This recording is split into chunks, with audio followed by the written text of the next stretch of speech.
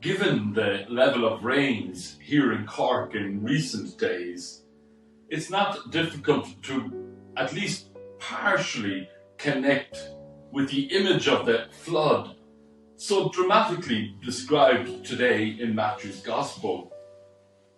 While of course, comparatively speaking, our floods were not fatal or destructive, there is nevertheless a truth revealed by the proverb, "In the ant's house, the dew is flood."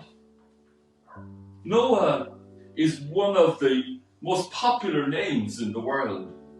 It has been the number one and the number two name for boys in the United States and in Australia over the last 10 years. Operation Noah is a Christian charity working with churches to inspire action on climate. It is faith motivated and science informed and hope inspired.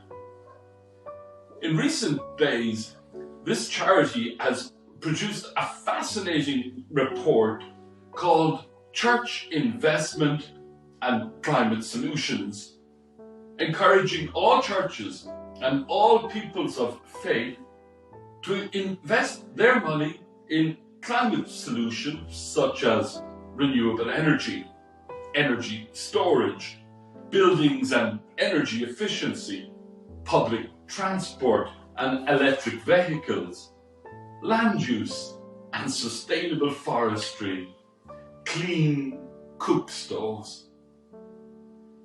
There is a truth in the argument that humanity has neglected and mistreated our ties with our Creator, with creation, and with our fellow creatures. Pope Francis argues that the good news is that an ark awaits us to carry us to a new tomorrow, as long as we can find our way to the ark of the ties that unite us, of love and of common belonging. The Noah story in Genesis is not just about how God offered a path out of destruction, but about all that followed. The regeneration of human society means a return to respecting limits, curbing the reckless pursuit of wealth and power, looking out for the poor and those living on the edges.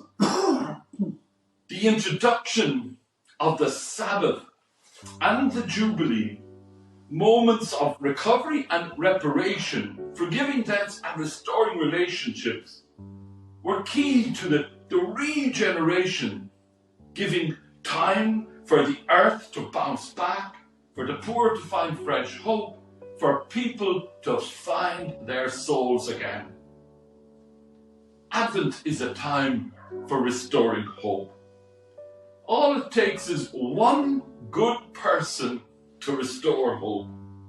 We need to be like Noah, else we continue to sleepwalk into an uncertain future.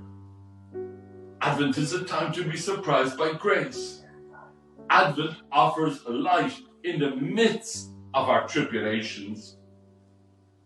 The monk Thomas Merton, in his book Zen and the Birds of Appetite, claims that in our Western world, everything always points to something else, and hence we never stop anywhere because we cannot. As soon as we pause, the escalator reaches the end of the ride and we have to get off and find another one. This image of switching one escalator for another magnificently captures the message that Paul is communicating in his letter to the Romans. It is as if Paul and Matthew are encouraging us to cry out in prayer, pleading, Lord, be our alarm clock as we make our way through this Advent in expectation of your coming.